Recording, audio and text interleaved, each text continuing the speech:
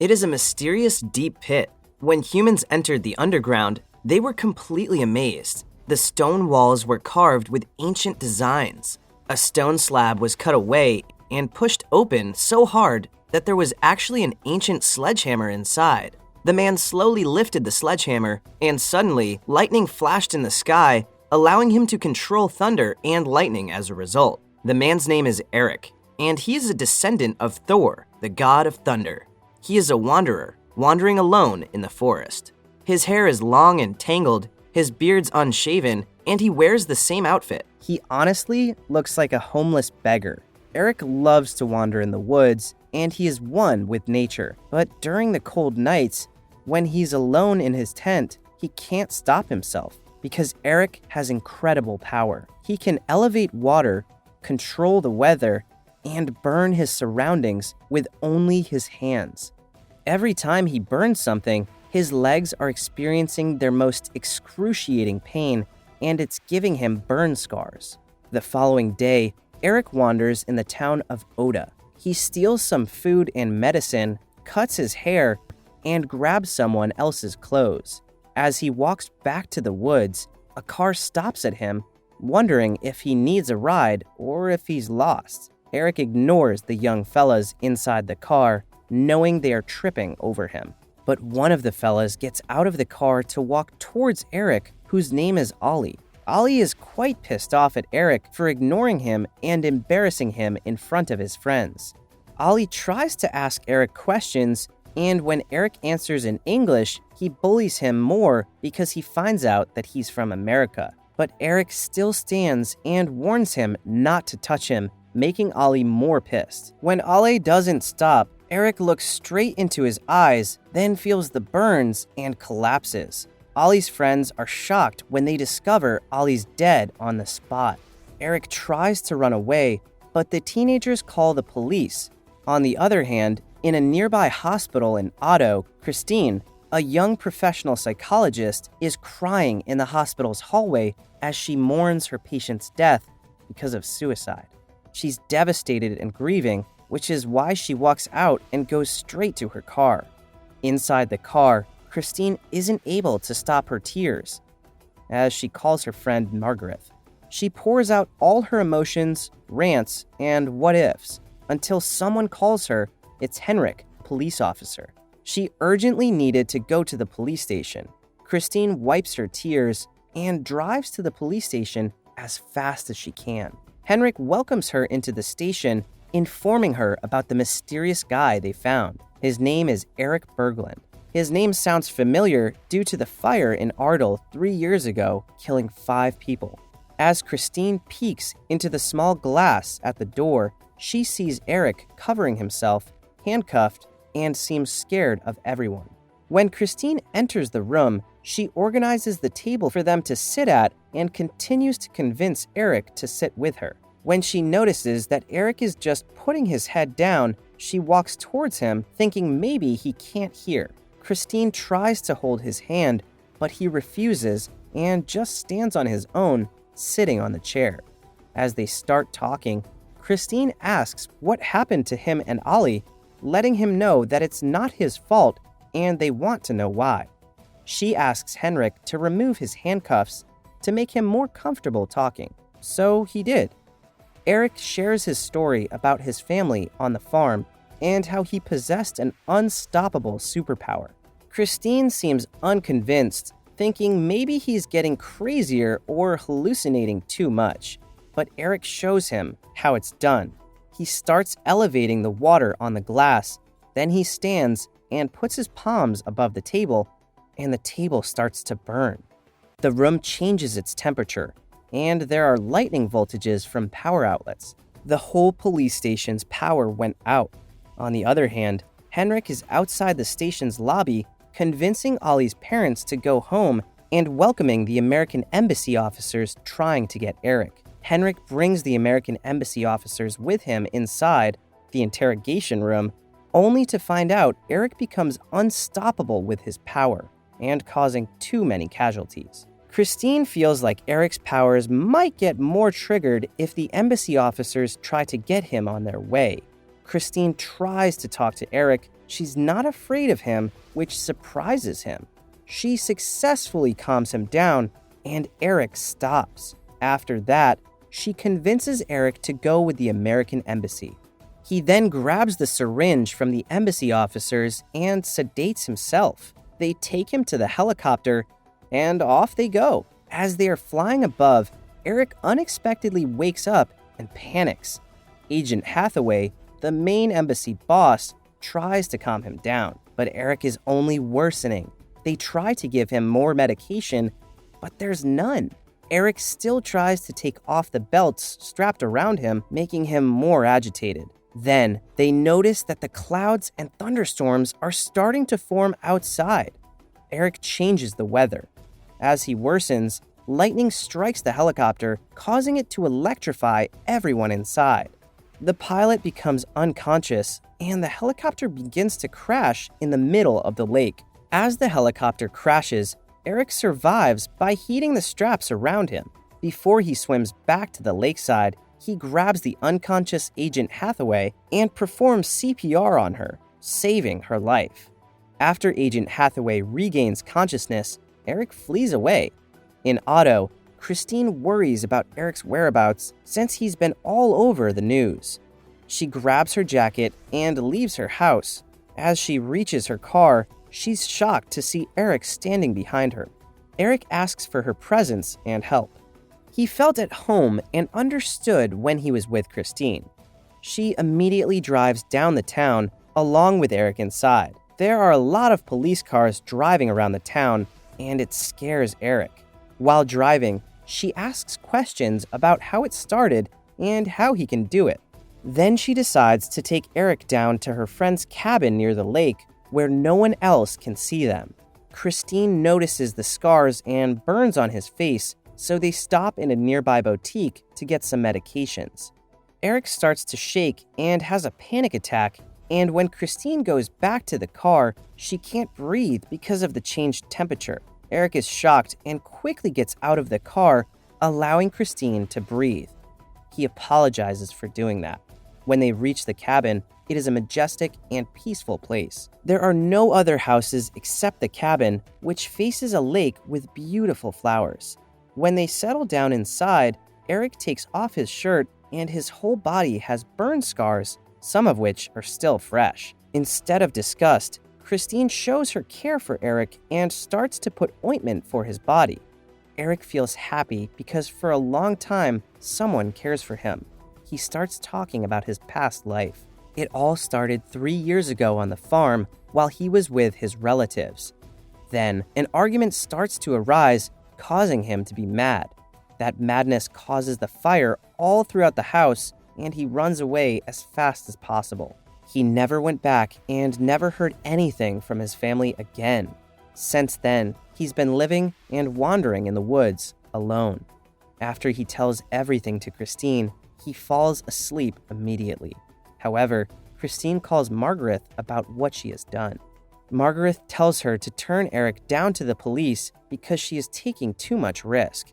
It's also dangerous for her to be with Eric since he has unexplainable powers that might hurt Christine. Yet Christine refuses to listen to her. Meanwhile, in Otto, Agent Hathaway is taken to the hospital. She's the only survivor of the helicopter crash. She talks to Henrik about how perilous Eric will be in society. She shows him a picture of the 2 minutes comparison of before and after they take off. In the first picture, the weather forecast is clear, but in a split second, a massive cloud forms out of nowhere. That's why they need to catch him as soon as possible. Back in the cabin, the time Eric wakes up from his peaceful sleep, Christine confronts him and says she must take him to the police. He feels terrible, but Eric knows that Christine has done enough for him, so he agrees to go with her. As they approach the car, the sky drizzles despite the sunny day. Christine notices that it is because of Eric's emotions. Before she opens the door, she hugs him tight and he hugs her back tighter. Christine realizes that she doesn't want to turn him into the police and wants to go with him to the farm instead. They start driving endless roads with picturesque views until they reach the port area where they ride a ferry. In the middle of their ferry trip, Henrik and Margaret are trying to call Christine's phone, but she just throws it away into the water for Eric's safety. They safely land at their destination and begin to drive again. Christine stops at a gas station to grab some food, and she leaves Eric alone in the car. When she sees in the news that both Eric and she are wanted, Christine drops off everything and runs out of the store, only to find out that Eric is not inside the car. She tries to find him and sees him at the back of the store. He's staring into something, and it looks like he's been wandering alone. Eric didn't realize it was Christine because his mind was so busy. Christine grabs him, takes him to the car as fast as possible, and drives away. Inside the car, Eric explains his visions. He sees a majestic, massive tree in the middle of the horizon. He can feel all the Earth's elements: water, air, fire, thunder, and soil. He explains how he felt when standing out there earlier. He sees one thing from another, and it disappears quickly. There's an unknown and unexplainable world that he's unfamiliar with, a place he's never been to. As Eric continues storytelling, they hear police sirens all over the place, causing panic in Christine. She drives faster and faster. In the middle of a zigzag road, there's an enormous 16-wheeler truck they're trying to overtake. The road is too tight for their car and the truck, causing a near-death accident. Since Christine is driving on the counterpart of the lane, they almost hit another car. It shocks Eric. The car blows up with his shock, and the lightning voltage comes everywhere again. The truck behind them stops, and instead of bad-mouthing them, they ask him if they can ride. The truck driver agrees and lets them in, believing Christine is just concerned for her sick boyfriend. On the other hand, the Norwegian police and Agent Hathaway find their blow-up car in the middle of the road. Agent Hathaway is afraid that Eric might cross over the bridge and return to the farm where he might get his powers. Henrik alerts every police to watch both sides of the bridge. However, the truck approaches the bridge. The truck driver notices that there are checkpoints and police everywhere. He immediately gets off the truck and runs away. Eric knows what he needs to do next, turning himself in. But before he opens the door and gets off the truck, he grabs Christine and passionately kisses her. Christine kisses him back and tries to hold back her tears. Then, Eric gets off and puts his hands up. The police slowly walk towards him, pointing big guns all over his body.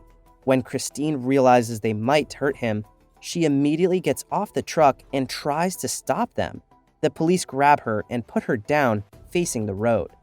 It triggers Eric and negotiates with the police to stop, but they don't listen. Eric's emotions start to stir up, and the sunny day quickly forms clouds and thunderstorms. It looks like a massive super typhoon is covering up the whole area. In a split second, there are thunderstorms everywhere. Eric can control them all. He puts out his hand, causing more power for the thunderstorms. The lightning strikes the bridge and the people surrounding him. Eric becomes more powerful. He's unstoppable. Christine still walks towards him despite the danger she's in. She tries to talk to Eric and calms him down. Though the police are still nagging him, all he hears is Christine's voice. The lightning strikes Eric, causing him to pass out. Christine cries out for help, and Henrik immediately drives to their spot and picks them up. Henrik witnesses everything Agent Hathaway says to him, amazed and left speechless. There are many civilian people, too, trying to capture the event and quickly spreading it to the public. Henrik tells everyone he will take Eric to the nearest hospital and commands them to secure the area from the public. While driving, Henrik finally understands Christine what she did. He wants to help them now. They're just listening to the radio the whole trip, and Eric can't help but laugh when he overhears the announcer that the public calls him Thor, a Norse god of thunder. On the other hand, Bjorn, Ollie's father, is also driving to the hospital. He wants to kill Eric, taking revenge for killing his son. Contrary-wise, when Henrik's car arrives at the hospital, they immediately put Eric in the emergency room. There, his heart becomes a flatline. Everything went white until Eric regained consciousness inside the MRI machine. He rapidly becomes anxious, but he hears Christine's voice. Now he's telling her how his visions went by, He sees the Ice Age era, but he doesn't know how he got there.